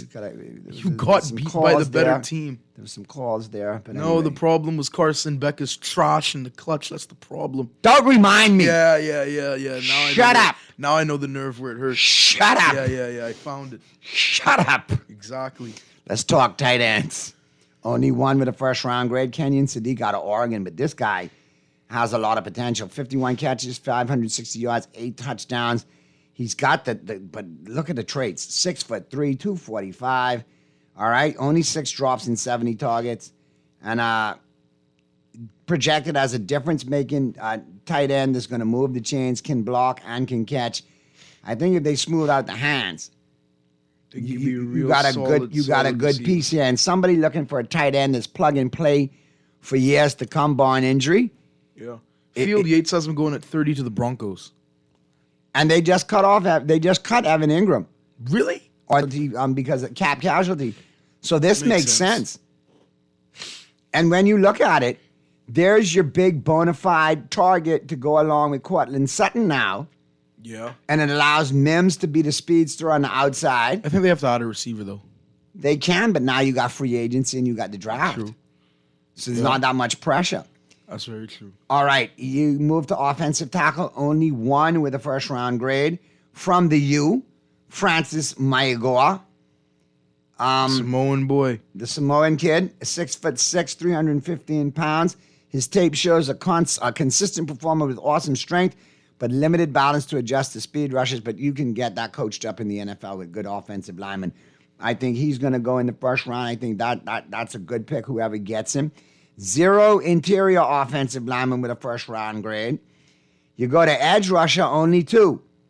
I know Massador's 1. Nope. David Bailey of Texas Tech. All right? He transferred from Stanford.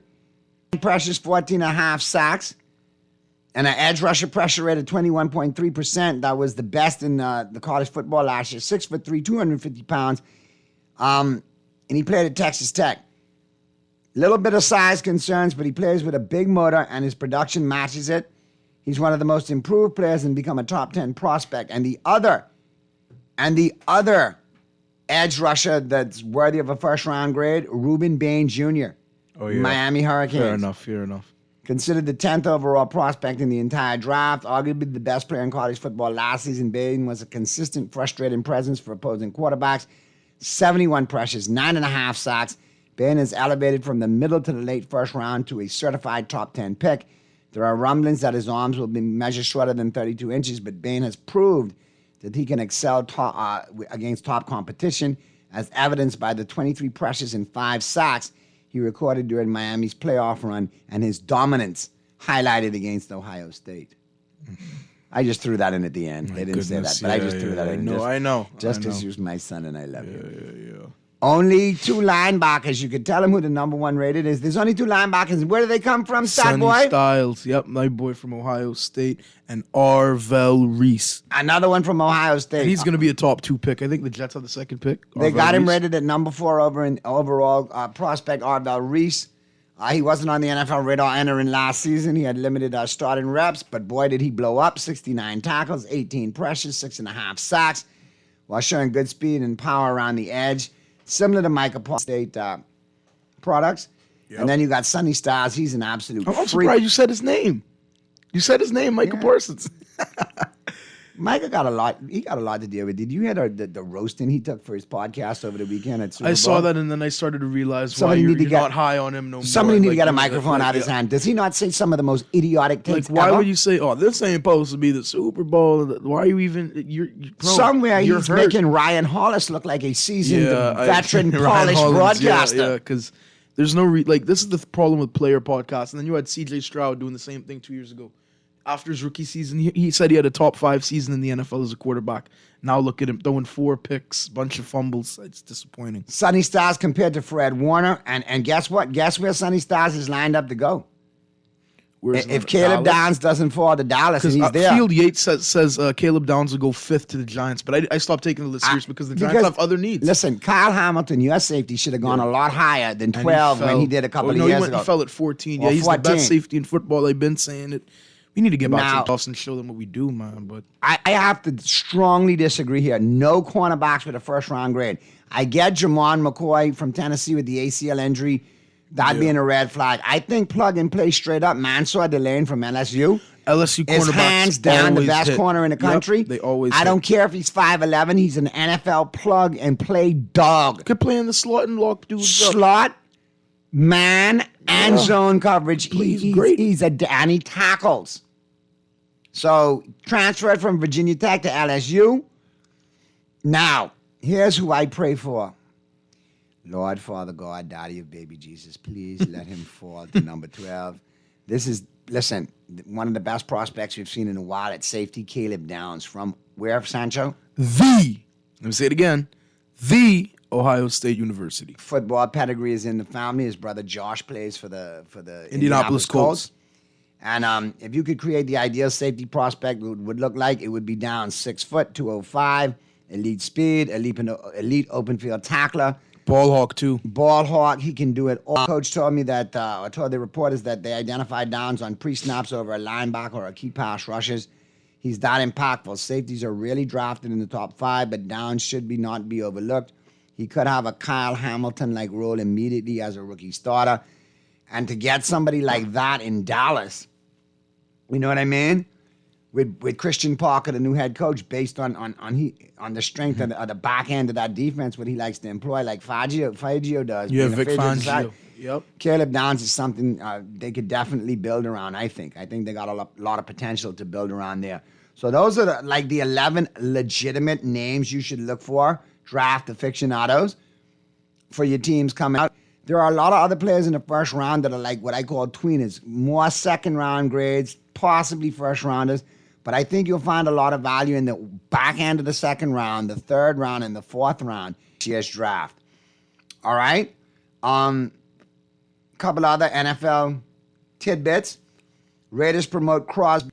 All right, the expected pros are run game coordinator and defensive line coach Rob Leonard to defensive coordinator. And Leonard has worked directly with Raiders defensive end Max Crosby.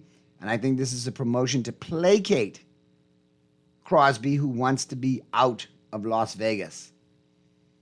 So we'll see where that goes. But I've heard he wants to play with Vrabel, though. That's the thing. The Seahawks are hiring ex-Ravens defensive coordinator Orr as their linebackers Good coach. riddance. Thank you. Good God. God is great. Mm-hmm. Bills on Brady adds Fox to staff as senior assistant. They ain't going nowhere. Correct. They ain't going nowhere. And then the Patriots moved defensive coordinator Williams to a new role. So I don't know what's going on there. Who? The Patriots. They moved who to a new They role? moved Williams, the DC defensive coordinator. Interesting. Defense ain't why they lost the Super Bowl. I mean, it's their offense line just got bullied. Somebody got to be the scapegoat. Yeah, but it shouldn't be him.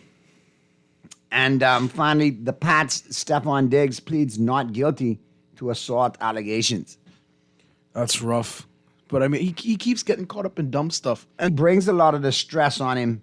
It's on himself. It is what it is. So we, like I said, we got that to look at. Now, a couple of things that I want to look at. The Broncos and the Rams, if they look at that Super Bowl, they should be kicking themselves. You think so? Because they might have had a great Super Bowl in its own right. Yeah, it was quite boring. So let's get to this clip right here. And let's have a gander. Let's have a look at this. Because when you look at the overall picture, there is a point. The Rams and the Broncos could have very well been there. All right, and here's Mark Schlereth's take on it, all right, whether they're kicking themselves or not. And then when we finish that, I got some more Rams news coming up for you Rams fans out there. But let's have a look at listen to Mark Schlereth and his take on the runners-up. The Broncos in the AFC and the Rams in the NFC. First one, the team watching the result of Super Bowl kicking themselves the most for not being there because they think they have a chance to win it. I'll give you various ones. There's Minnesota, obviously. Mm-hmm. There's Denver. I know Bo Nix got hurt. Mm-hmm. There are the Rams. You've got anybody else in the AFC. I guess the Chiefs even. The Chiefs might be sitting there going, any of our last few years, right? Eagles could be sitting there also. Which one do you think is kicking themselves this Tuesday morning the most, Mark? Probably the Broncos, but the Broncos were going to play with a backup quarterback. I do think the Rams look at their last couple of games with the Seahawks and going, man, like offensively, we put it on that defense. We scored, 37 points in the regular season game and whatever they scored in the playoffs. Like we put it on them. And there's another team that bypassed a field goal to give them an opportunity to win by going for it on fourth down. So it's probably more than even the Broncos. It'd probably be the Rams. Mm-hmm. Because they thought that. So you do believe the NFC Championship game turned out to be a de facto Super Bowl? Whoever won. No, I don't think there's any question. Those are two best in football. Okay. Last one is a poll question that's at Rich Eisen Show on the X machine. Read it to Mark Schlereth, Chris Brockman. All right, Mark. Who wins more Super Bowls in their career? The last two winning quarterbacks, Sam Darnold, Jalen Hurts, or the previous two MVPs, Josh Allen, Lamar Jackson? Which one of those four winds up? Ooh, that's a great question. I would still go with, I know they haven't won it, but Lamar Jackson and Josh Allen. But you can only choose one. Sorry, sir. Yeah, you can only choose. Oh, I can only choose one. Yeah, it's not a grouping. Yeah, it's not a grouping. It's okay. You have to choose one of the last two Super Bowl quarterbacks to win it, or the last quarterbacks prior to this year to win the MVP. What do you got? Ooh, man, that's great. Okay, I'll go Sam Darnold then because he's just got a better football team around him. How about that? Yeah, but the Eagles, right? I mean, you don't think the Eagles could? The Eagles seem so dysfunctional, Rich. But that's their oxen, isn't it? Their love language. I don't know. Here, one I'll give. This is just for New England Patriot fans. Okay. Because I know you're hurting right now, and I just want to say the one positive thing that came out of the Super Bowl, and I think it's a big one. As a dude, I think it's a big one. Vrabel didn't have to cut off his hoo-ha. So you can take that away, like that's a really positive thing if you're a Patriot fan. I think you left one thing off the list of what doesn't lie, Mark, and that's you. Yeah, exactly. Am I wrong? Exactly. Am I wrong? Well, I look at next season, and I think that the Broncos have a lot of potential to return. You think they got potential to return to that portion of the playoffs, an AFC championship? Definitely, but they're going to have to take a mirror. And there's a hot take. But I think eventually, if they don't get to the Super Bowl next year, I think it's time to let Sean Payton go. I was just going to say that Payton needs to stop being so cute on offense and make it happen. What really aggravated me about this Broncos squad is that the game was winnable against New England. The game was winnable. They played terrible Correct. 2 weeks in a row. New England did. 10 and 13 points. Payton went into it, we got Stidham, we're going to be good, we're going to be great. Didn't take the points when he should have. And you can't really, because injuries happen. Hawkins stood him up to make him confident and deflect off the media and protect the kid. They also, I can't remember his name, but they fired the offensive coordinator for the Broncos, even though he's not the guy who calls the plays. And he did it mid-season. No, he did it just after they lost. Oh, after they lost. Yeah, but he doesn't. But there was call another the coach plays. that he let go midway through, and somebody stepped in Denver and started taking over I know who you mean. I responsibility. can't remember these guys' names, but if he lets the offensive coordinator go in the offseason, that's a scapegoat move, because if you're the non-play calling offensive coordinator, that means you coordinate the offensive line, you coordinate the run game, you coordinate plays, but you don't actually call them. Peyton gets the final So say Peyton and calls the plays. should stand responsible for calling that, and he should have taken the 3 points when he had a golden opportunity. You're playing at home in the altitude, the snow is coming down. You know what results pretty much play out in those conditions for your opponent. Get up 10-0, different complexion of the game, and you win. The O-line of the Broncos, I think Seattle still would have manhandled them to a degree, but it wouldn't have been as bad as what we saw the Patriots got. No. I still think straight out right, Seattle was beating anybody who come on the field. Fair enough. But Broncos-Rams really would have been a better Super Bowl, I think. It would have been offensive because both teams are 30-point per game teams. Now, Broncos and Rams would have been excited because the defense, but no, then again, may not be. If Denver drew up that tight defense. True. But this was Stafford, Nakua, what's the other receiver's name? Patrick Surtain takes Nakua out of the game. I don't agree. I don't think there's any corner who could completely stop Nakua. You could nullify him for a bit. I mean, JSN even got stopped, but I think Nakua is better than JSN.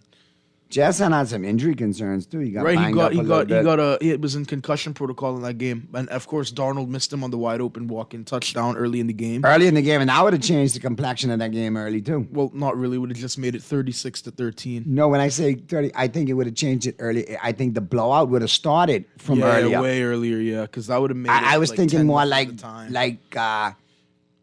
Denver versus Carolina blowout. You mean Seattle? Seattle versus Denver when they knocked Peyton all up. Peyton got knocked completely out the break. Okay. That Legion of Boom was something different. Early and often. This dark side defense is a new iteration of it too. They're playing very well. You cannot take anything from that unit. That unit played solid and on multiple levels. Now, they're going to lose some of their cornerbacks for sure. I don't think they lose some. I think Woolen is gone. Woolen's been solid, but you have to keep, what's his name? Devon Witherspoon. You have to. He's another guy up there with among the best corners in the game. All right. Now, coming off of that conversation there, because we both agree the Rams and the Broncos do have potential to return. The Rams, I think, will be back in the championship game. I think they have to sign some free agents, but they do well. Now, here's the deal, talking about the Rams. Stat boy. Yep. And get the clip lined up for me, please, Mr. Producer. Apparently, the Rams now are seriously thinking about investing a first-round pick in a potential backup quarterback or quarterback of the. I don't hate that move. And another team that has come on the radar now for that Alabama quarterback we mentioned earlier. The Rams? The Rams. The Steelers at 21, the Rams a little bit later on down. Now here comes the scenario. The Cowboys are picking at 20. The Rams are picking later on down. They want to get this quarterback before Pittsburgh. There's your opportunity for the Cowboys to trade down, pick up a second round or a third round pick, and still get that defensive edge that we need later on. So that's the Or get a good player if he's That's not where there, the wheeling dealing comes in the draft. But don't me hate it, I like personally, I think the Rams, especially McVay, and you've seen what he's done with Baker Mayfield, getting him back on course. You've seen what he's done when he brought Stafford over from Detroit. Yeah. You get a quarterback that he likes now in this year's draft. He's got time to groom him under Stafford. MVP Stafford. And it's plug and play. And you don't have to worry about the rest of those bench warmers in Los Angeles. I think Bennett is one Stetson Bennett from the Bulldogs. And Jimmy Garoppolo. Is he still around? He's a backup. Garoppolo is a backup. Garoppolo. All right, so here's Tom Pelissero and his take on potential quarterbacks that could be drafted in the first round, and one could definitely be going to the Rams. This draft is not thought to be and believed to be, again, we're still early in the process, it's not believed to be particularly deep at the quarterback position. Fernando Mendoza, barring some type of a act of God, is going to go number one to the Raiders. The second quarterback going into this is pretty clearly Ty Simpson from Alabama. And I've been perusing some of the mock drafts from our friends over at NFL.com, Rich. I have not seen Ty Simpson's name in a lot of those mock drafts. I would just tell you, and we are, 70 days or so, I believe exactly 70 days out from the NFL draft. Mm-hmm. I would be surprised sitting here right now, not only if Ty Simpson doesn't go in the first round, I don't think Ty Simpson gets out of the first half of round one because there are too many teams that need a quarterback. There is tape of Ty Simpson doing a lot of things at Alabama that you see NFL quarterbacks doing in terms of under center, running play action, turning his back to the line of scrimmage. The way last season ended was not ideal for Simpson. We all saw the bowl game where he's, just under duress the entire game and taking some big shots. He also was sick the back half of last season. He lost a bunch of weight. He has a skill set and a knowledge of offense that is going to serve him well. It's different than Tyler Shuck last year, but it is, I would say there are some similar types of things where the more time people get around Ty Simpson, the more that they're going to like him. And if you're sitting there, and Rich, we've got several teams that have multiple first-round picks. The Jets are one. If they're sitting there at 16, is Ty Simpson getting past them there? How about the Rams? Even with Matthew Stafford coming back, they own the number 13 pick. Stafford's 37, 38 years old. At some point, you're going to need that next guy. If you've got a guy that you can develop for a year or two, just like the Packers have done for years and have him ready to go, I wouldn't rule out something like that either. There's a few other quarterbacks, Garrett Nussmeier, Carson Beck. We'll see. I think Trinidad Chambliss is currently in federal court, so we'll see how that one goes. Yeah. There are some other quarterbacks who could climb in the process, but don't be surprised if we're talking about Ty Simpson appearing in those mock drafts more and more as we get closer to draft day. He is in federal court. I saw during the break, Joe Judge was on the stand. It was quite. He had some things to say, too. He did. I know what he said has gone viral. That's to say the least. Hey.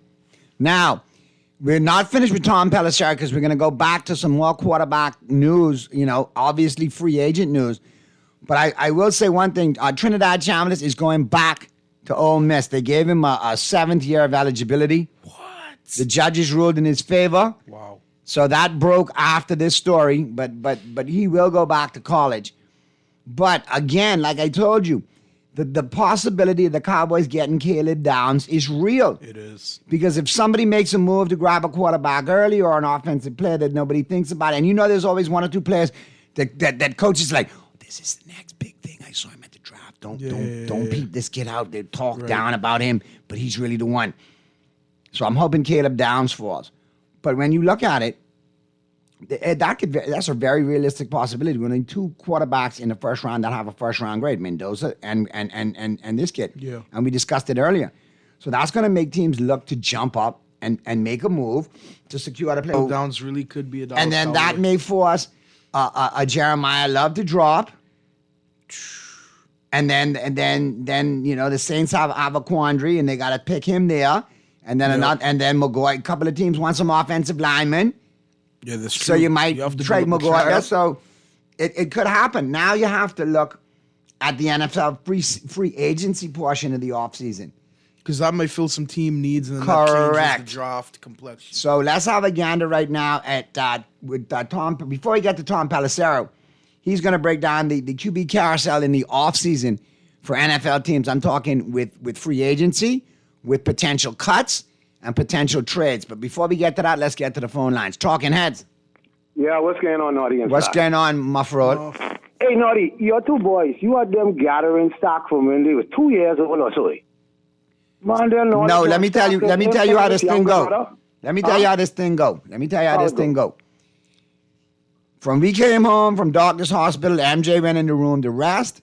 I took Stat Boy in my arms and sat down on the first Sunday home.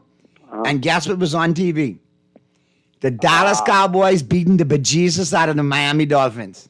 Man, stop that. One of the highlights of my life. Yeah, well, you do a good job with them. And Stat Boy, hold on. It's MJ who got to get plenty credit for it now, all right? Yeah. And based off of all what she's poured in and what I poured in, here we are. But I can't say proud papa moment.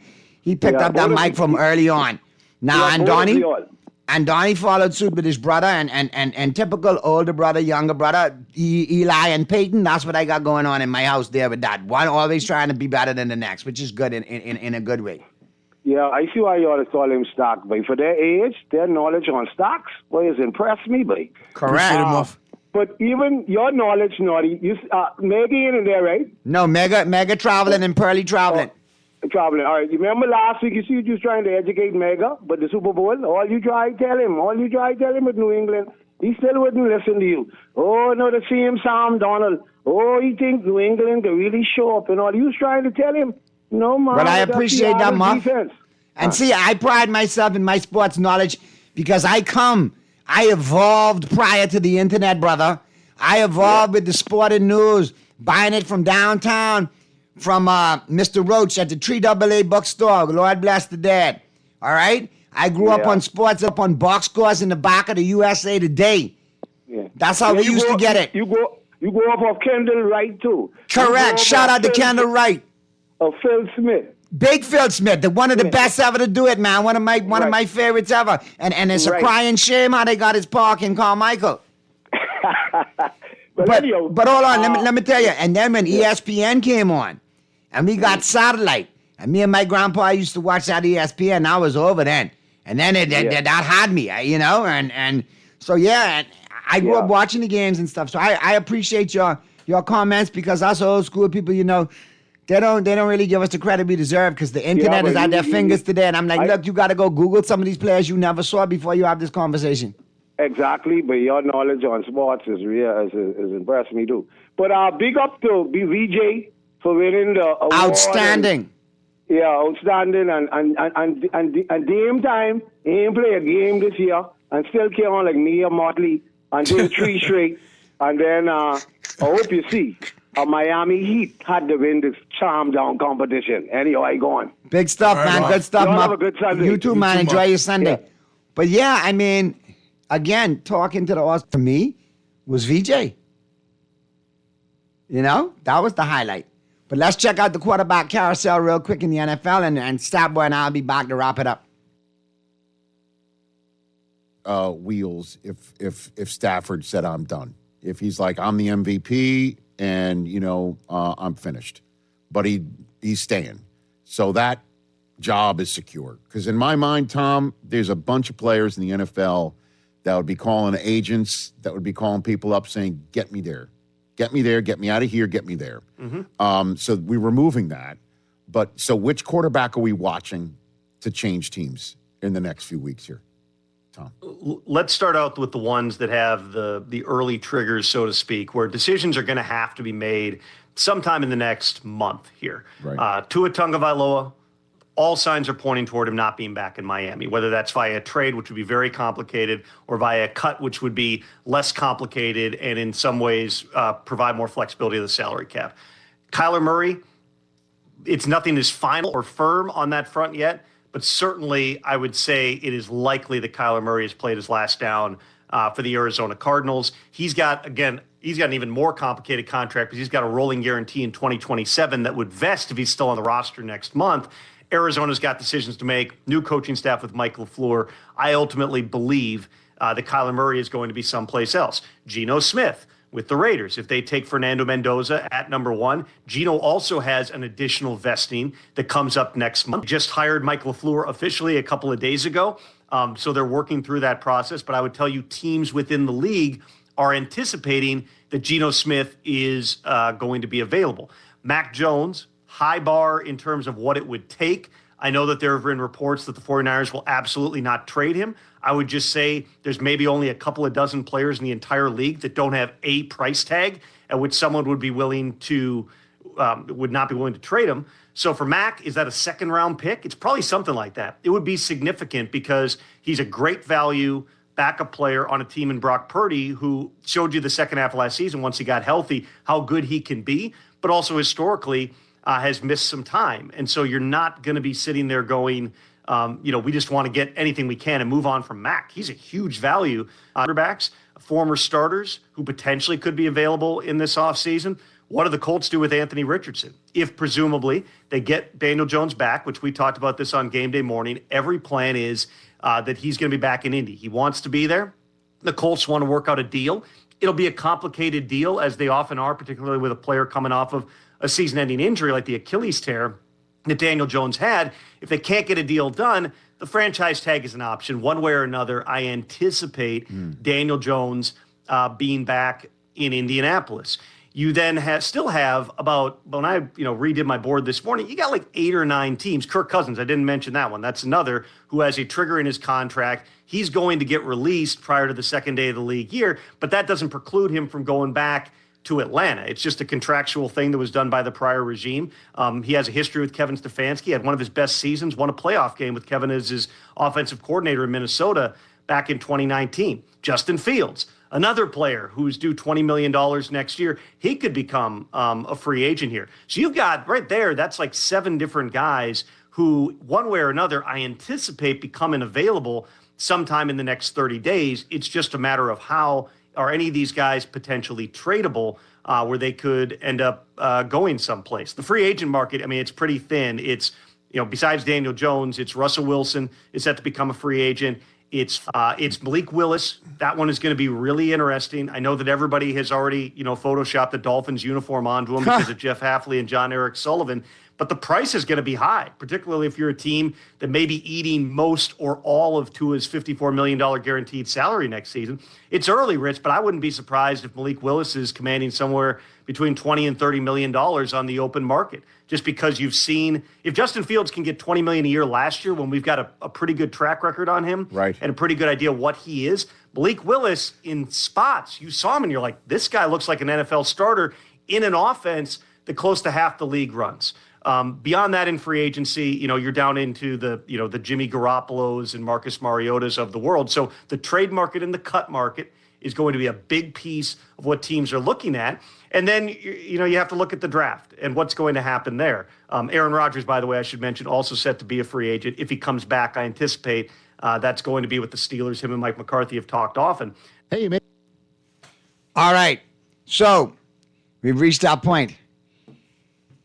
Look in the offseason, Miami Dolphins, if you get rid of Tua, he ends up in Minnesota. Malik Willis could be the next quarterback in Miami. I don't hate it. Considering the fact that the Green Bay connection is there in GM, in head coach, it makes sense. So Dolphin fans, Malik Willis could be your starting quarterback next year. Kirk Cousins could be elsewhere, including Kansas City.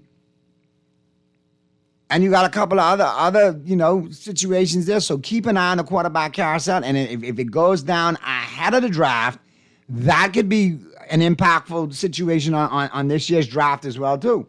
Yes, very true, very true. It's going to be interesting to see what the Dolphins do for sure. But Tua, I think he's out of there. Yeah, Tua is definitely out of there. Yeah. And speaking of out of there, but Rich Eisen taking us home, what's more likely in the NFL offseason? He's going to cover a lot of bases, a lot of teams, and a lot of scenarios. So it's a good way to get home today. But for Stop Boy, this your boy Naughty. And we got to pick up our sponsors each and every time. Couldn't do it without them. The Island Game, Green Parrot, and Bud Light. Next week, Pearly and Mega will be back. Everybody who texted in, chimed in, called in, good stuff. Enjoy your sports Saturday, your sports Sunday today. You got omnipotent college basketball. And March is around the corner. You may as well get used because March Madness is coming up and you got to get your brackets and all of that. We've reached the dog days of sports. If you're jonesing for football, go watch a rerun of the Super Bowl. We'll see you next week right here on the Press Box. See you.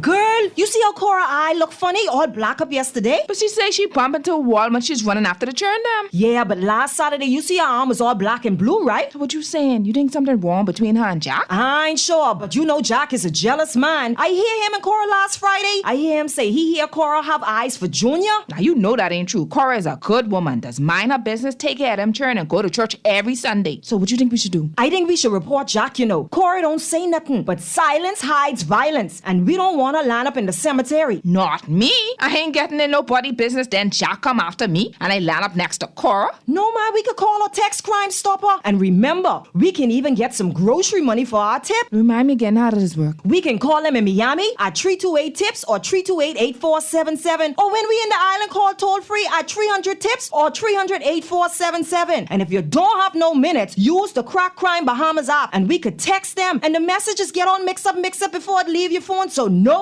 can know what you saying. So what we waiting on then? Let's go earn some grocery money. Play with Island Games. We making dreams come true. Play with Island Games. We paying more out to you. Don't mind the noise in the market. You getting cash in your pocket. 'Cause Island Games is spicy and spicy is tradition. So when you play Island Games, we putting Bahamians first. Guaranteed to pay. Island Games. We like them other jokers. We've been here from the start. From the bike to computer. Island Games. We gonna make your dreams come true. We playing with Island Games. Tired of banks forcing you to use technology to bank the way they want you to? Your convenience is important. So no matter what your banking needs, Commonwealth Bank's friendly staff are always available in branch. But when you choose technology, our online and mobile banking app offers you state-of-the-art functionality. The choice is yours. Commonwealth Bank. Bank the way you want. This is Guardian Radio 96.9 FM. Fresh news, smart talk, all day.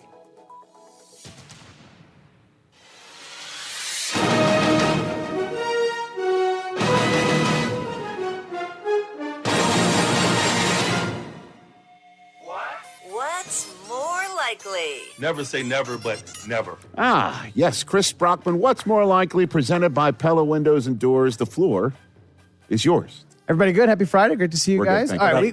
right, we are running the gamut right now. Talk about an Olympic field of what's more likely topics. Field Yates? Field Yates. Guys, the more likely champ to be back in the big game next year. Give me Seattle. Give me Indiana. Who's going to be back next year? Oh, others. Oh, Signetti slander. It's not Signetti slander. It seems like it a little. Going back to back in college football. Happens a little more often. Let's see who the quarterback is in Indiana, right? Right? Didn't they? It's another transfer that they got, another portal guy. Well, because Mendoza's brother was there, but right? And then he transferred out. I don't know. I love Signetti. But there's another Big Ten team that's gotten a little better. Ohio State, obviously. Yeah, sure.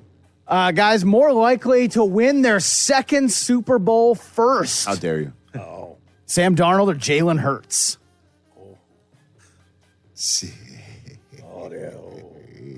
Remember how we started the show off about Friday 13th? What would be my nightmare?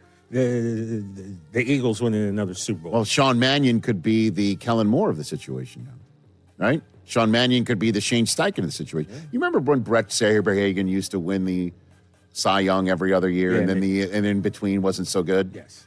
Shane Steichen leaves. In comes a whole hoo-ha, no good. Hoo-ha. In comes Kellen Moore, make the Super Bowl, win it. He leaves. In comes a whole hoo-ha. Now it's the going to the Super Bowl year. Let's hope not. But it's all go Jalen Hurts. It's the going to the Super Bowl year. Yeah. It's my nightmare. I'll go Jalen Hurts. Sam Darnold can win a second Super Bowl before Jalen Hurts easily also. You asked me what's more likely, I gave you the what's more likely right there. Guys, who's more likely to make the playoffs next year? Max Crosby or the Raiders? Nice. This guy over here. He's trying to speak Max Crosby, the Patriot, into existence right now. He's trying to speak it into existence right now. But I don't think that's happening. I think a lot of teams are trying to do that. So you got to turn your microphone on. I don't know if you're hearing yourself. over there. Okay, very good. Max Crosby's making the playoffs. Attaboy, Rich Eisen. I don't know if the Raiders are going to make it. Well, but he plays for the Raiders, Rich. I understand that. So but he's saying. Well, I'm just saying. So you're saying the Raiders? As of today, he plays for the Raiders. ESPN is currently airing this program, right? Yeah. I don't know if you're aware, but I've been around ESPN for many a moon. All right, I've seen long time. I had a hiatus, but I'm back. When you're on ESPN, the topic bar is inviolate, and I'm following the topic bar. All the topic bar. Okay, Max Crosby or the Raiders. I'll say Max Crosby is making the playoffs next year, and if he's on the Raiders, then shame on him. I'm just following. Why shame on him? Because he's making me make a false choice that doesn't exist right now. And I'll just say Max Crosby's making the playoffs next year. Chris? Guys, we talked to Field Yates. We are ready. We are fully in it, TJ. Mock draft season. Going to be NFL draft season in a couple months. What's more likely there to be more of in the top 10 of the draft in a couple months? Quarterbacks taken or trades? Oh, I'll do trades, dude. The top 10? Yeah. Oh, top 10. There's one quarterback going to be selected top 10. One. One. So I'll go 2 trades. Okay. Yeah. Why? You think that's a tall order here? I think. Well, what do you think? Ty Simpson's going to sneak into the top 10? Probably. Just out of need, get pushed up. Yep. Happens every year. I know that, but you look at the kids that are available in the top 10. I mean, if you just want to pop Field Yates, since that's our mock draft that we've got in house right now. You could put Mel Kiper's up too, and it might be one and the same. But you look at the people that are available from Ohio State, 2 guys, Love at the running back spot. The people who always get pushed up, always are going to be the tackles who are worth a first round, top of the line tackles are going. They're going. Top of the line edge rushers and top of the line tackles are going. The fact that there's a safety in there means Caleb Downs is outstanding. Yeah. And the same thing with a running back. So I don't know, man. Passing up on any of these guys for a quarterback that might not be top 10 worthy. I'm going to go that you're trading up. I think you're going to get a trade towards the top, and I think you're definitely going to get a trade for somebody to try and jump the line for Jeremiah Love. Yeah. Right now, that's my mid-February, dart throw.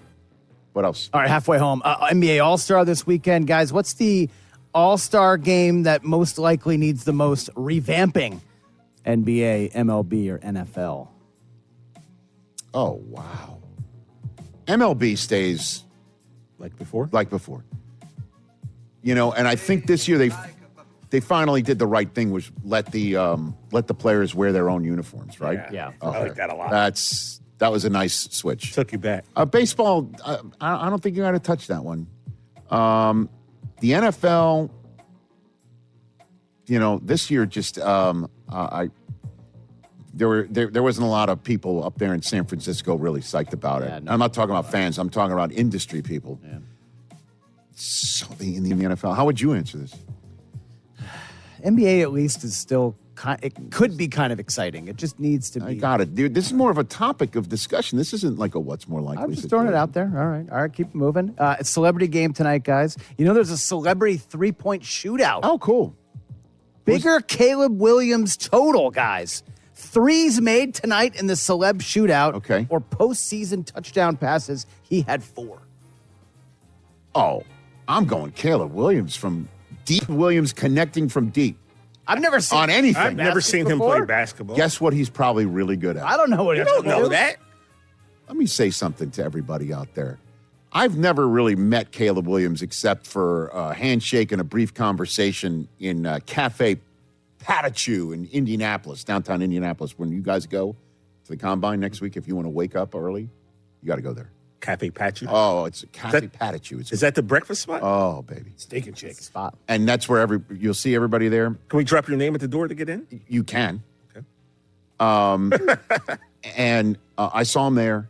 He doesn't strike me as a type of guy that's just going to try something without already being really good at it. He strikes me as a guy that the minute he was done with the season and got this invitation, he got in the gym. I will go 3-pointers made. What else you got? All right. It's Friday the 13th. More likely horror movie you'd least want to be in real life. Friday the 13th, Nightmare on Elm Street, Scream.